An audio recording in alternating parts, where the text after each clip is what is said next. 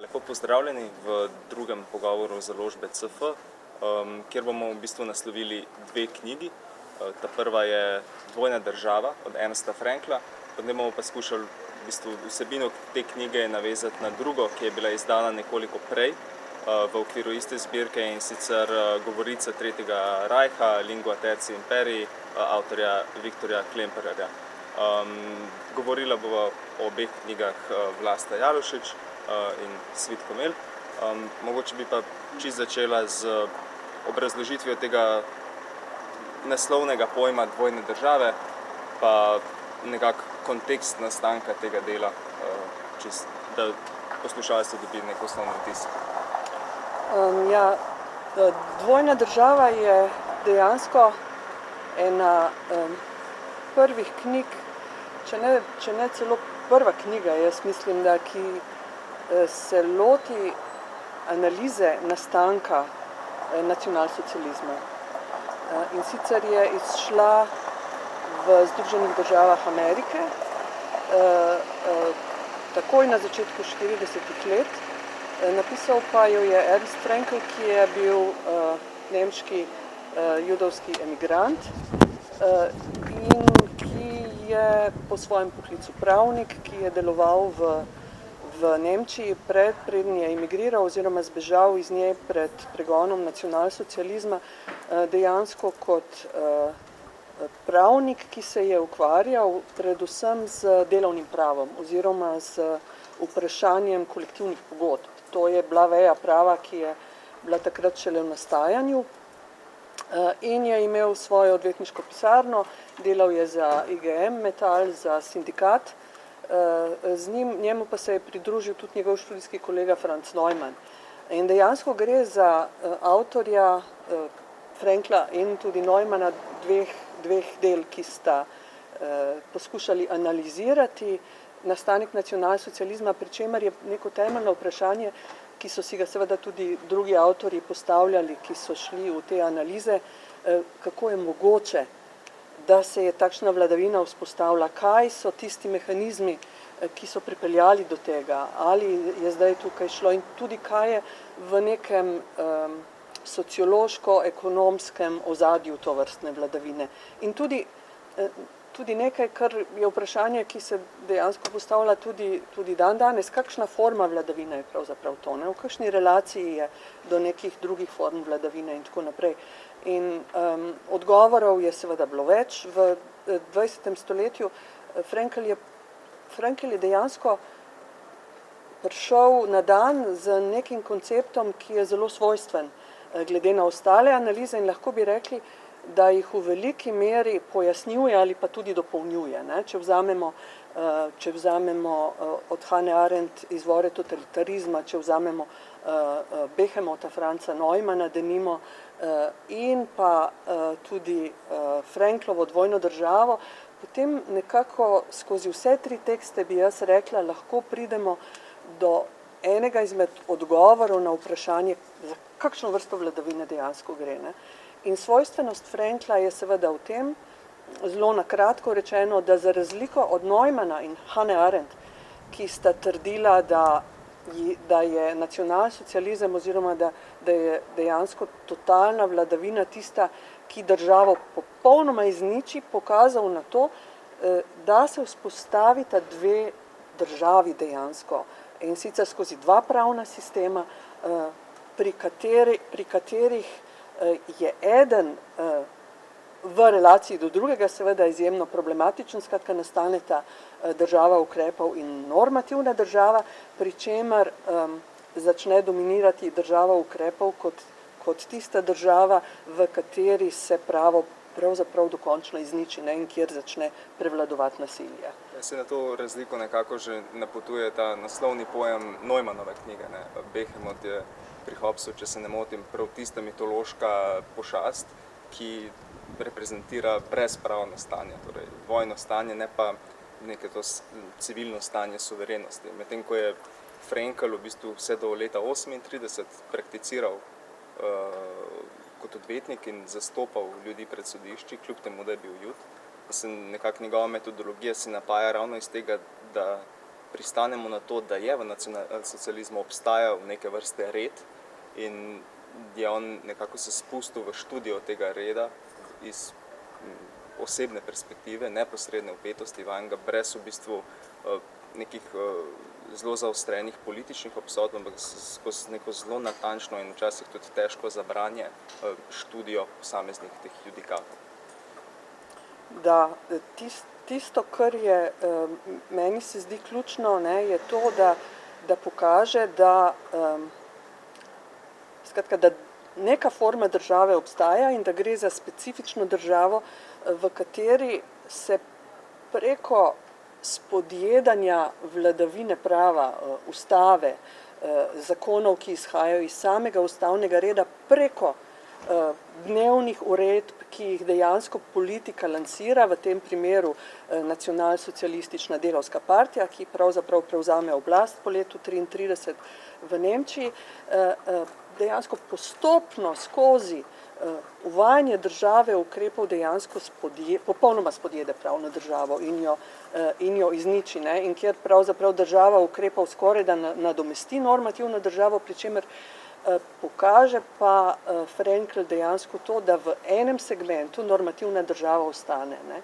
In to je tisti segment, ki zagotavlja ekonomsko podlago nacionalsocializma, ne? In tukaj zdaj vidimo ta paradoks, ne? Ponavadi se zgodovini, pa tudi nekateri politično-teoretski teksti interpretirajo, ne, nastanek Hitlerjeve diktature kot nekaj, kar je nastalo leta 1933, ne, in sicer seveda po tem zloglasnem aktu, ki je proti komunistom usmerjen, skratka po požigu Reichstaga, kjer dejansko začne režim preganjati vse svoje nasprotnike na podlagi tega akta. Ampak v resnici ni to tista točka brez vrnitve, ne, kjer nacionalsocialistični režim popolnoma zavlada, ampak se v popolnosti razvija, pravi Frankl, šele do leta 1938, ko pride do tega, da je Judom odvzeta ne samo njihov pravni status kot politični in pravni status, pač pa tudi ekonomski status. To pomeni, da več ne smejo upravljati ekonomske dejavnosti, ne? In tu gre za en primer, ki ga on tukaj navede, ne? In ki je tako zelo nazoren, ko se pač zgodi v primeru iz filmske industrije, ne? Kjer gre za eno pogodbo, mislim, da producenta ali režiserja, ne spomnim se več čisto dobro, ki mu ga dejansko producentska hiša mu pogodbo odpove. In sicer zakaj? Zaradi tega, ker ga je mogoče po pravnem redu, zato ker je Jud, tretirati kot ne osebo, skratka kot osebo, ki jo je mogoče tretirati kot da bi bila mrtva, skratka pogodba je nična po tem takem. Ne? Ja, podijo to doktrino civilne smrti in v bistvu naredijo analogijo z določbo, da je pogodba nična, če je oseba umrla ali pa če je tako hudo bolna. V bistvu ta paralela z boleznijo, ki jo je izvedlo v bistvu sodišče, se mi zdi, da je bilo eno izmed višjih ali celo vrhovno sodišče tedanje, je precej zanimivo. Da. Pri tem pa seveda knjigo se bere, je ena od tako zelo težkih zadev pravzaprav, ne. Jaz se spomnim, ko sem redigirala prevod in šla skozi njega in to isto si tudi ti počel, ne, se prebiti in razumeti, in jaz ga dejansko še vedno ne razumem, ta sistem nemških sodišč, ne, kjer gre za razvejano vejo oblasti dejansko, kjer so sodišča ena neodvisna, druga od druge, ena so podrejena drug drugemu, in to, kar Frankl počne v prvem delu knjige, je dejansko, da analizira primere, ne. In sicer od enega do drugega primera pokaže, kako je sodstvo, ki bi moralo biti načeloma seveda v pravni državi neodvisna veja oblasti, kako sodstvo dejansko podleže politični oblasti in začenja odločati dejansko na podlagi države ukrepov. Ne? In zato tudi potem Frankl začne, ne, ta prvi stavek knjige, zdaj, če ga bom našla takoj, se glasi, ustava, nastanek države ukrepov, pravi, ustava Tretjega rajha je obsedno stanje, Belagerungszustand. Njegova ustavna listina je izredna uredba za zaščito naroda in države z dne 28. februarja 1933. Ne? In potem dejansko v tem prvem delu knjige pokaže, kako se od imenovanja Hitlerja za kanclerja, januarja 1933, pa potem preko te uredbe, kako se postopno, in to je tisto, kar je ključno, kar pokaže Frankl, korak za korakom poruši pravna država. Ne naenkrat. To se ne zgodi čez noč, to ni od danes do jutri, ampak gre dejansko za celo serijo podleganja sodišč, interpretaciji prava, pač kakršna ustreza vladajoči stranki. Ne.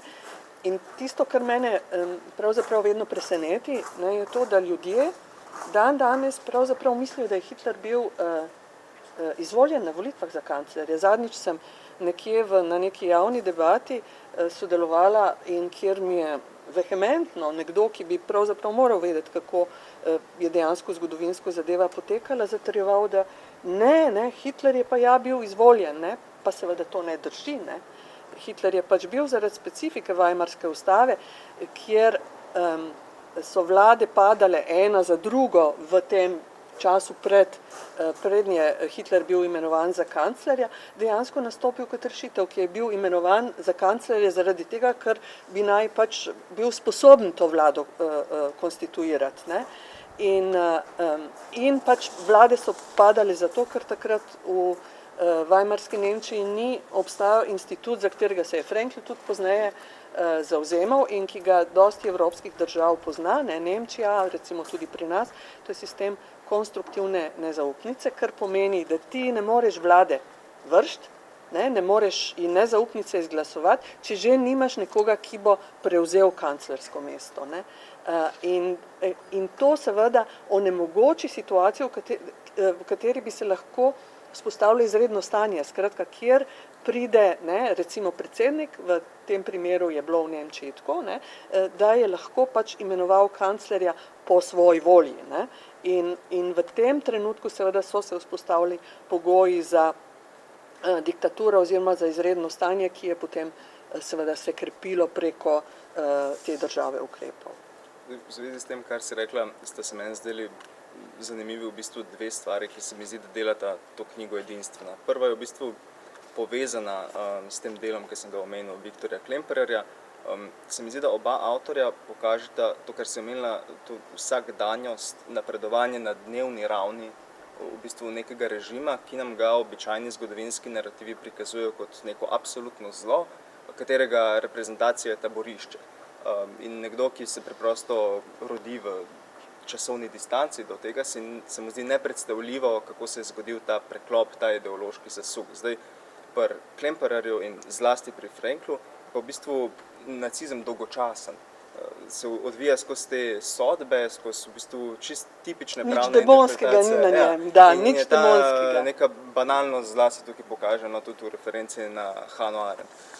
Zdaj, druga stvar se mi pa zdi zanimiva v zvezi s to uredbo, ki si omenila, da tudi pokaže, da sta soobstajala ta dva režima, vsaj v času, dokler je on še bil dejaven od leta 1933 pa do leta 1938 oziroma 1939, to obdobje, ki ga zajema, da je bila v bistvu ta država ukrepov, torej cel ta nacionalsocialistični pravni red izjemnosti, ki se je na podlagi te uredbe o požigu Reichstaga izoblikoval, da je bil v bistvu parazitski red, da za razliko recimo od naprimer nekih drugih revolucionarnih pravnih režimov ni abrogiral, torej v celoti razveljavil recimo Weimarskega pravnega sistema, ampak ga je zajedal in se nanj ga pripenjal in v bistvu skozi konkretne odločitve zamejeval njegov domet. In kar se mi je zelo zanimivo, to si že omenila, je v bistvu, da kljub temu, da so bila ti politične institucije, te paralelne politične institucije, ki jih je razvil nacionalsocializem, suverene v tem šmitovskem pomenu, da so odločale o lastni izjemnosti, torej o lastnih izjemnih pristojnostih, so se samo omejile na ključne točke in sicer na področju zasebnega prava, ki je v bistvu pravo, ki varuje neke osnove kapitalističnega gospodarstva. Nek Pašokanis bi rekel, da je samo pravna forma ekonomskih razmerij kapitalističnega sistema. In Frankl zelo dobro pokaže, kako so se sodišča in tudi politične institucije nacionalsocializma zavzele za varstvo lastninske pravice, vezanosti na pogodbene obveznosti in da se v tem oziru torej ta izjema ni totalizirala. Ampak je vse do leta 1939 sta obe dve državi, država ukrepov in država norm, so obstajali. In Frankl na neki točki napiše, da se nacionalsocializem, čeprav načelo formalne racionalnosti odločno zavrača kot preostanek minule dobe, vrača k formalni racionalnosti, kadar gre za temeljne probleme gospodarskega prava. In v tem oziru navaja sodbo Vrhovnega zveznega sodišča, to je bil takratni Reichsgericht, ki je poudarilo, da tradicionalna načela zasebnega prava, pravna predvidljivost in celo vezanost sodišča na zakon še vedno veljajo na gospodarskem področju. In to se mi zdi nek neprecenljiv prispevek te knjige, da je v bistvu skozi pravne dokaze pokazalo neko že videno trditev, da se nacionalsocializem in širše tudi fašizem od recimo komunizma razlikujeta potem, kakšen odnos imata do kapitalistične ekonomije. Torej, da jo ne omejujeta, ampak jo celo pospešujeta in pravno posvečujeta v svojih institucijah. In kot zapiše Frankl sam, v nemškem gospodarskem sistemu upravičeno vidimo novo fazo kapitalizma. In se mi zdi zanimivo, kako v bistvu človek, ki je osebno izkusil nacionalsocializem in ki je napisal to študijo, za razliko od nekih, rečemo v širšem smislu, liberalnih diskurzov o treh velikih totalitarizmih 20. stoletja, vzpostavi to distinkcijo in je sposoben tega uvideti. Da, s tem, da pozneje se je Frankl dejansko odpovedal po drugi svetovni vojni neki razredni analizi oziroma razmišljanju v teh kategorijah. Mogoče tudi na osnovi refleksije in tudi razprave, ki jo je imel pozneje z Neumannom, namreč jaz mislim, da v tej točki nekako ima prav Hannah Arendt. Če bi ta knjiga pač zajema razvoj do leta 1938. Ko pogledamo nadaljnji razvoj, predvsem od leta 1941 ali oziroma od 40, recimo, mislim, ko se začne potem 1941, ko se začne ta prodor na vzhod, pa vojna za Sovjetsko zvezo in tako naprej, da in v točki, ko se pač začne vzpostavljati koncentracijska oziroma uničevalska taborišča, pa tudi ta ekonomska logika dejansko odpade. Več ni, skratka, ne gre več za to, da se ohranja ta kapitalistična ekonomija, ampak sam sistem dejansko preide v neko samo uničevalsko logiko, v kateri nič več ne šteje razen tisto, kar pač vodi to njegovo osnovno rasno misel, kjer rasna misel dejansko prevlada nad vsem. Tako da ja, v tej točki se pač vidi, da nekaj časa prav gotovo, po moje, nek liberalni ali pa ne iliberalni kapitalizem, zdaj bom uporabila to zloženko, ki je nova, ki skuša pač označiti neko vladavino v naši soseščini danes. Skratka, iliberalni kapitalizem je nekaj, kar je možno. Tako da ja, mislim, da je to izjemno dragoceno. Se vprašanje je tudi v kolikšni meri je ta ekonomska realnost, ki on opisuje do leta 1938, ustvarjala predispozicije tudi za potem ta militarizirani kapitalizem za potrebe financiranja vojne. On popisuje, kako so šle te javne investicije tudi že takrat za oboroževanje, kako se v bistvu postopoma industrijo preobražala, da je sploh imela zmogljivosti za zagnanje te vojaške industrije, potem, ko je se enkrat vojna sprožila. Pa tudi to se mi zdi, ko opisuje eliminacijo delavskih sindikatov in njihova nadomestitev z enotno nemško delavsko fronto. To so vse v bistvu bile postopne odprave kakršnega koli odpora, da je potem lahko preprosto rečeno mašina funkcionirala od leta 1939 naprej, kakor je. Zanimiv se mi zdi je ta ekonomski del, mogoče ne zato, da bi razmišljali o paralelizmih, ampak mogoče tudi za kakšen študij recimo nekaterih današnjih situacijah v tistih državah, ki jih danes imenujejo liberalne demokracije, ne, kar je, mislim, meni ravno ne gre v račun ta oznaka kot forme vladavine, mislim, da bi jo bilo treba malo premisliti, ampak zanimivo je, ne, on pravi tukaj, mislim, da teh 5 točk izpostavlja, ne, in govori o tem, kako ostane zasebna lastnina. Zdaj sem si tukaj odprla, da malo pogledam, ker se ne spomnim tega več čist natanko, ne, kako zasebne dejavnosti služijo politični ekspanziji, predvsem vojaški, ne, kako lepo potem tudi sistem koncentracijskih taborišč, potem dokler so to koncentracijska taborišča, delovna taborišča, ko pa postane uničevalska, potem se ta dimenzija seveda tam izgubi, ne, kako so javne investicije povezane z mezdno politiko režima in uničenjem delavskih organizacij, kako kapitalistični trgi se ohranijo, ne, in kako se tam menjavajo potem lastninske pravice in pa potem, in to, kar se mi zdi pa ključno, ker on tematizira Frankl, pa tudi Hannah Arendt, ne, pa seveda tudi Viktor Klemperer, če dalje številnejša državna birokracija, ne, ki tukaj nastaja, ki se ukvarja z vprašanjem gospodarske dejavnosti, ne, in ta birokracija ima zelo sicer dela deloma v skladu s temi splošnimi zakoni, ampak ima zelo jasno definirana pooblastila, ne, in potem tukaj prihaja do teh anahronizmov, kjer popolnoma samovoljno odloča v teh nekih izjemnih primerih, ne, kdo kaj lahko počne ali pa tudi ne, ne. In ta del se meni zdi izjemno dragocen tudi v knjigi, tako da se strinjam s tem. Ja. Tudi to, kar se prej omenila, v bistvu, kako rasa postane splošno vprašanje. To je tudi ena zanimiva poanta te knjige, da v bistvu do leta 1936, ko je tista sodba, ki razglasi civilno smrt tistega filmarja, v bistvu sodišča nihajo med tem, da bi priznala Judom produktivno vlogo v družbi in jim na ta način še zmeraj dopuščala opravljanje dejavnosti, ali bi zdaj to rasno vprašanje prevladalo nad ekonomskim. In nekaj časa v bistvu nihajo te sodbe in ni neke jasne prakse oziroma politike še, ki bi se izoblikovala. Ja, tu se potem pokaže, kako dejansko ti rasni zakoni prevladajo dejansko nad vsem ostalim, kako je to pač tisto, kar je najpomembnejša točka tega režima in kako je to nekaj, kar je osrednje, ta ideja rase pa ideja ekspanzije, ne, kako je to tisto, kar je pravzaprav srž režima. Ne. Zdaj, še ena stvar, ki se mi zdela zanimiva, je v bistvu namen izdaje te uredbe za zaščito naroda in države oziroma uredba o požigu Reichstaga, ki je bila tudi v uredbi, ki je priložena v knjigi, sami piše, obramba pred komunistično nevarnostjo. In Frankl pokaže, kako so sodišča postopoma širile ta pojem komunistične nevarnosti in preko širitve tega pojma tudi domet te izredne uredbe in izrednega stanja.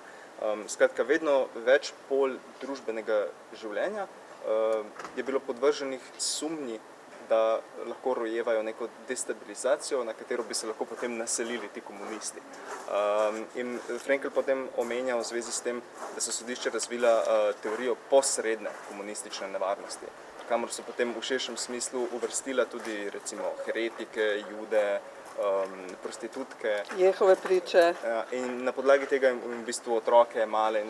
Zanimivo je bilo, da so bili to predvsem posegi v družinsko življenje. Ni šlo recimo samo za izključitev iz opravljanja gospodarske dejavnosti. Ja, šlo je za vprašanje očetovstva, šlo je za vprašanje, skratka za te zadeve, ki so neposredno ljudi prizadevale v njihovem najbolj intimnem življenju tudi, ne.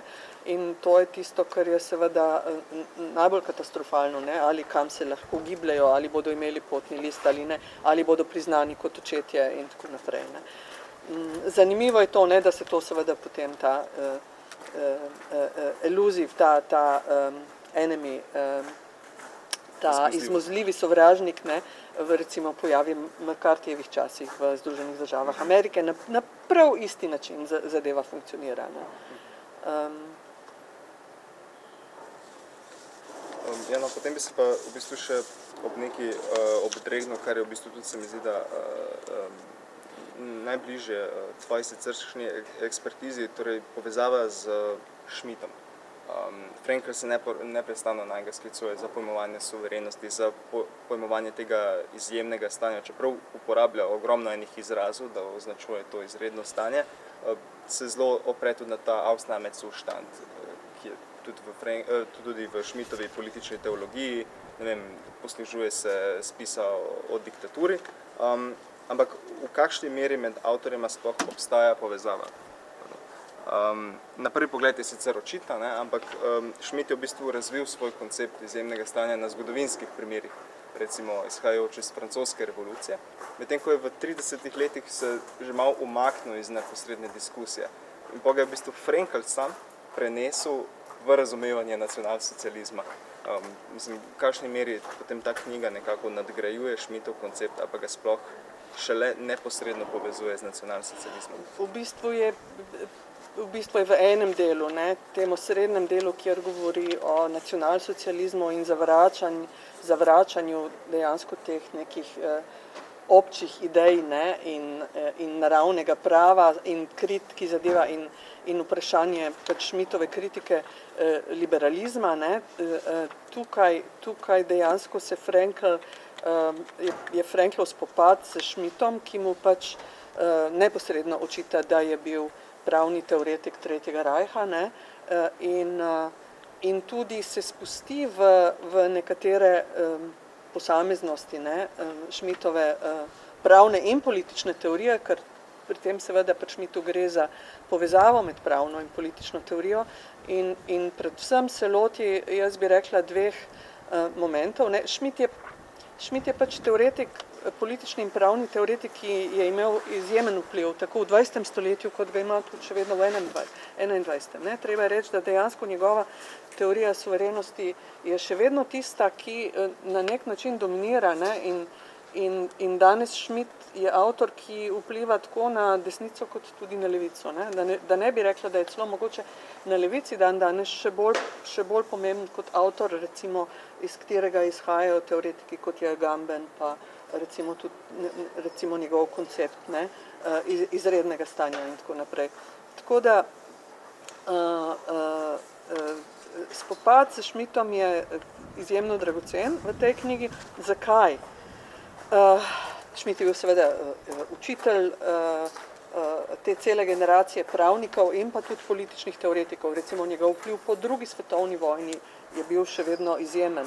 K njemu so hodili njegovi bivši in novi učenci v Petersburgu, kjer je bil doma, kljub temu, da je bil seveda tudi pred sodiščem, ampak je bil, se je ekskulpiral dejansko od te neke sodbe. V resnici je pa tudi tako, da je Schmidt bil sam odstavljen strani nacionalsocialističnega režima, ki ga je, tako kot je napisala Hannah Arendt v izvorih totalitarizma, zelo hitro nadomestil z drugorazrednimi pravniki, kakršen je bil recimo Hans Frank, ki je potem bil gubernator v tem poljskem delu, kjer so pol postavljali ta uničevalska taborišča. Tako da je bil umaknjen in tudi ni v tem smislu neposredno sodeloval z nacionalsocialističnim režimom, je pa ustvaril nekatere termine, ki so bili posvojeni strani režima in ki so dejansko funkcionirali kot izjemno pomemben del samega ideološkega aparata. In recimo s tem se ukvarja tudi Klemperer v enem delu. Tisto ključno, kar Frankl, česar se Frankl loti, je razlikovanje med prijateljem in sovražnikom, kot osnovo pojmovanja politike.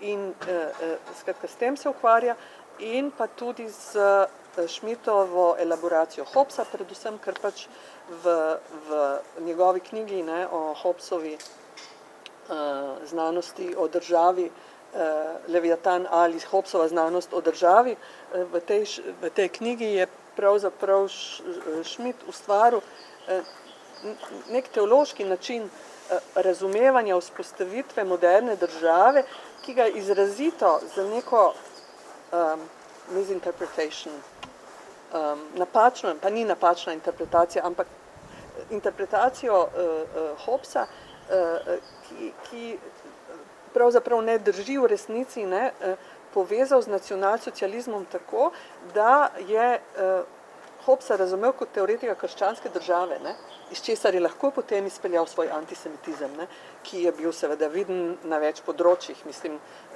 od tega, da je recimo Spinozo, kot Frankl tudi omenja, ne, v knjigi, da ga je, ko je govoril, kadar je govoril o Spinozi, je govoril o judovskem teoretiku, ne, ni sploh ni zapisal, ne, ni izgovoril Spinozinega imena, ampak je govoril o judovskem teoretiku s tem, da se je vedelo, da gre seveda za Spinozo. Ne. In to je dejansko tista točka, kjer si Schmitt ustvari, bom rekla, eno tako močno osnovo za interpretacijo sodobne diktature kot nečesa, kar je legitimno. In ker vzpostavi pač tega suverena, ki se ne opira več na nič in v resnici ukine pač delitev oblasti, ne, in je tisti, ki suvereno on in edini vlada. Ne, in s tem seveda povezano tudi razumevanje ljudstva in potem seveda razumevanje prava kot tistega, kar ne izhaja iz nekih, bom rekla, občih pravil naravnega prava, ampak izhaja iz Gemeinschaft, iz skupnosti, iz to, kar je Volksgemeinschaft. Ne. Pričemer bi rekla, ne, ko beremo tukaj, recimo Frankl tudi Hegla obdolži zaradi njegovega pojma ljudstva, da to nekako vodi k šmitovskemu pojmovanju ljudstva. Ne. Jaz se s tem ne bi ravno strinjala, mislim, da pač Hegel je dejansko teoretik države pravic in pravne države in da ljudstva ne razume na ta volksgemeinschaftlich princip, kakor mu ga očita tukaj Ernst Frankl. To je bolj, bom rekla, neka retroaktivna interpretacija Hegla preko Schmidta. Ne. Mogoče bi v zvezi s tem za zaključek dodal v bistvu neko usporednico, ki se mi zdi, da lahko vse te tri avtorje poveže, Klempererja, Schmidta in Frankla, in ki jo najdemo v tej Lingua Tertii Imperii, kjer Klemperer med značilnimi atributi te govorice Tretjega rajha, nacistične šprahe, omenja tudi to, da je nacizem sistematično zavračal rabo besede sistem. In sistem je v bistvu postal sopomenka za ustroj Weimarske dobe, ki ga je treba na vsak način odpraviti. Po drugi strani so pa zavračali tudi besedo filozofija, ki je zlasti skozi nemški idealizem v bistvu postala sopomenka za sistematičen način mišljenja in sistem so potem zamenjevali z organizacijo, filozofija pa s svetovnim nazorom, Weltanschauung. To je sicer bila starejša diskusija že v nemški teoriji, ki se ni z nacionalsocializmom razvila, ampak vseeno se je takrat zelo zaostrila. In se mi zdi, da je to nasprotje med splošnimi idejami ali normami in konkretnimi ukrepi nekaj, kar lahko najdemo tako pri Schmidtu kot pri Franklu. Recimo pri Schmidtu v spisu o 3 tipih jurističnega mišljenja, kjer ravno kritizira ta abstraktni, formaliziran sistem naravnega prava, na katerem potem bazirajo tudi pozitivno pravni sistemi nekih liberalnih demokracij, in na drugi strani odločanje skozi konkretne okoliščine primera, odločanje za ukrep. Zdaj pri Franklu, po drugi strani pa najdemo podoben dualizem prav med tema naslovnima pojmoma države norm in države ukrepov, kjer država ukrepov ravno temelji na tej materialni pravičnosti, pravniško rečeno, ki se ne ozira na formalne omejitve sistema, ampak upošteva samo konkretno, neko ljudsko, popularno mišljenje, ne pa neke znanstveno-sistematične govorice. Medtem ko država norm temelji na neki formalni racionalnosti. In v zvezi s tem bi se strinjal, da Hegel ne spada v to konkretno, kljub njegovemu spisu, v katerem je kritiziral abstraktno mišljenje, se mi zdi, da je Hegel prav nek mislec sistematičnega v konkretnem, ker pač njegova filozofija prava konec koncev predstavlja vrh nekega sistematičnega razvoja državno-pravnega ustroja, skozi v bistvu njeno vpetost v konkretna razmerja. Tako da se mi zdi, da v tem oziru Hegel ne bi ga lahko izvzamemo iz te tradicije. Da, prav gotovo. Ne. Zanimivo je mogoče še to, ne, če še nekaj o Klempererju rečem, ne, Klemperer v enem delu svoje knjige, ne, mojstrske, ki je tako zabavna hkrati, mislim, ki se bere tudi kot kot satira v resnici, ne, in zato sta obe knjigi dejansko prikazujete banalnost tega vzpona nacionalsocializma v tem smislu vsakdanjosti in sprememb, ki nastanejo v pravu in v jeziku, ne. Govori o tem, kako spretno se je ta jezik polastil recimo romantičnega diskurza, ne. Skratka, kako je izhajal spretno tudi iz neke koncev judovske mistike v končni instanci, ne. Tudi tega se je polastil in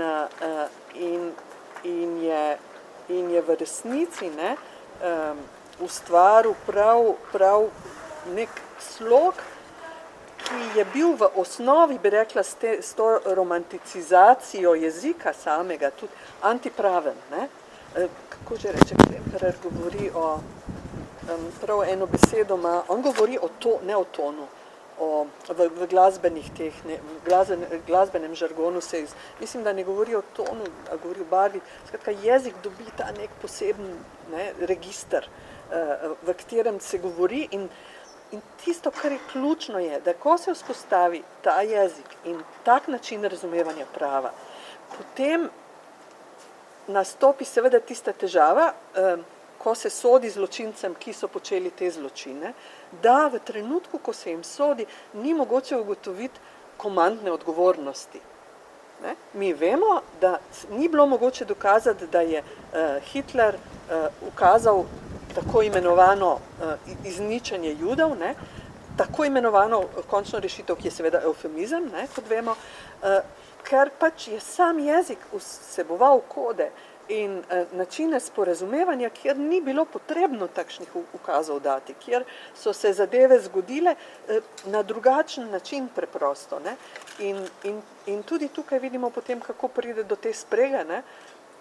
Kako je celoten narod inkorporiran v krivdo potem, lahko, ne? Skozi to, da govori ta isti jezik, skozi to, da se ne upira, skozi to, da sodišča, ne, in vsi profesionalci prakticirajo sam režim, ne, recimo sodniki in pravniki, pravo in tako naprej. Ne.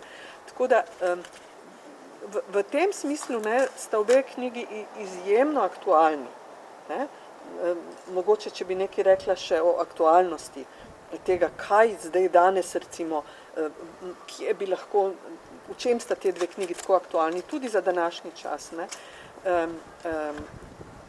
Dejansko v tem smislu, da nam recimo Frankl pokaže to, da nastane sistem dveh vrst prava, pri katerem to drugo pravo, pravo ukrepov, dejansko ohrani formo prava, ne pa tudi vsebine, da se tako izrazim. Kar pomeni, da v resnici ni pravo, je uničenje prava, obnaša pa se, kot da je pravo in ljudje ga razumejo, kot da je pravo. In tudi pristajajo na njega, kot da je pravo. In tudi ravnajo v skladu s tem pravom, ki dejansko kot da je pravo. Vnaprej že. Ne? In ta država ukrepov dejansko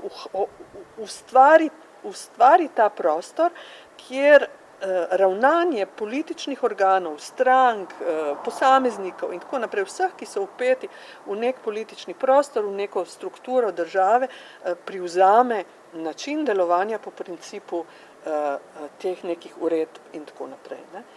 Danes je to izjemno aktualno. Ne. Mi smo z letošnjim letom dejansko, ne, prišli v sistem uredb.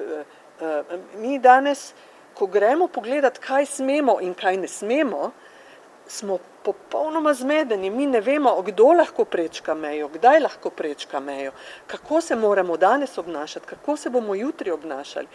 Skratka, ta knjiga je dejansko kot nek, pokaže nam, kako država ukrepov funkcionira. Ne? In danes lahko dejansko skozi to situacijo, v kateri smo, razumemo to in lahko vidimo tudi, kako nevarna je država ukrepov. Ne? To je, se mi zdi, en moment. Ne? In dejansko pa, jaz sem to poskušala v spremni besedi ponazoriti recimo skozi dva momenta, ne, ki sta tako očitna. Recimo ameriška doktrina, ki se reče plenary power doctrine, ZDA niso poznali dejansko pojma suverenosti kot država vse tam do srede 18. stoletja, ko se je v Kaliforniji zgodil en primer kitajskega migranta, ki mu niso dovolili ponovnega vstopa v Združene države Amerike, kjer je potem federalna oblast odločala o tem, ali sme imigrirati ali ne. In takrat je sodišče, ki je odločalo o tem primeru, prvič govorilo o suverenosti v Združenih državah Amerike. Prej ta pojem dejansko ni obstajal in zanimivo je, ne, da se dejansko pojem suverenosti in skozi to federalno državo vzpostavlja na ta način, da predsednik dobi izjemna pooblastila, ne, kjer lahko v določenem trenutku ta pooblastila na federalni ravni uporabi proti posameznim državam. Ne. In vidimo dejansko v Ameriki je pač ta sistem check and balances, ki nekako ohranja nevarnost pred totalitarizmom na ta način, da imamo na eni strani delitev oblasti klasično, hkrati pa še federalno državo, ki preprečuje nastanek te centralizirane suverenosti in birokracije, ki bi bila vse mogoča. Ne? In vidimo, kako se v Združenih državah Amerike postopno ta birokracija razvija in dejansko dobiva vse večjo moč, ne? In sicer skozi pač ta federalna pooblastila, pa skozi zunanje politično delovanje. Ne? Če bi Schmidtom rekli nomos der Erde, ne? To je spet ta del, kjer se privatna, kjer suveren, ne, s to neko ekspanzijo promovira privatno lastnino po celem svetu, ne, kjer se ta nek specifični imperializem uveljavlja. In tukaj je dejansko ta plenary power je sistem tovrstnih odločb, ki jih lahko izreka suveren v ameriški državi, predsednik recimo. Drug moment, ne, in zanimivo je seveda, da to zadeva predvsem migracije, drug moment je pa recimo režim, ki se je vzpostavil v Zahodnji Evropi, v Evropski uniji, jaz bi rekla pospešeno od leta 2015 od te tako imenovane begunske krize dalje, ne, ki je tudi dejansko vzpostavila dvojno državo v resnici, ne, na način, da imamo dve vrsti prava, in sicer eno pravo, ki je pravo, ki obstaja za državljane, in pa migracijsko pravo, ki obstaja za tiste, ki hočejo imigrirati, ne, in ki niso tisti, ki so zaželeni migranti, ne, ker pač nastane ta delitev med tisti, ki so zaželeni in nezaželeni migranti, in za nezaželene migrante obstaja dejansko država ukrepov. In tukaj vidimo, da se vzpostavljata ta dva režima. Država ukrepov pa vedno skuša ekspandirati. Ne bo zajela samo enega dela prebivalstva, ampak bo vedno skušala pač biti čim širša, skratka, da je ta možnost ukrepanja od danes do jutri čim večja. Prav vprašanje, ne, torej tistih najbolj nezaželenih migrantih, ki so podvrženi pushbackom, ne pride niti do države ukrepov, ker država ukrepov že predpostavlja, da priješ sploh do sodišča oziroma do pravnih institucij, medtem ko oni imajo v bistvu samo fizični stik z državnimi institucijami. Ja, dejansko gre za to, ne? Ampak vedno so nekje v neki državi, ne? To je to. Ne? Recimo, če ne pridejo v našo državo, zdaj bomo rekli v Slovenijo, pa so recimo na Hrvaškem ali pa so v Bosni. Ne? In če so v Bosni, ne, so podvrženi pač tam tej državi. Skratka, ta država ukrepov je pravzaprav na nek način transnacionalna, bi lahko rekli. Ne? Ni povezana z eno samo državo. Ne? In vidimo, ne, te azilne politike Evropske unije, ki temeljijo na tem, da pač pravico do azila odvzemajo. Zadnjič sem poslušala strahotno izjavo nekdanjega državnega sekretarja na Ministrstvu za notranje zadeve, ki se je izrazil, pazite, v medicinskem žargonu, skratka Klemperer, dejal je, da policija opravlja triažo na meji. Lepo prosim, zdaj, seveda, javnost razume že, kaj to triaža je, ker se je naučila, ne, v času covida, da obstaja neka triaža, ne, in zdaj je on se izrazil v tem, skratka, policija opravlja triažo, predstavljajte si to. Mogoče na tej točki zaključili. Več se lahko preberete seveda v spremnih besedah Vlaste obema knjigama, ki smo jih danes obravnavali, in seveda v obeh knjigah samih.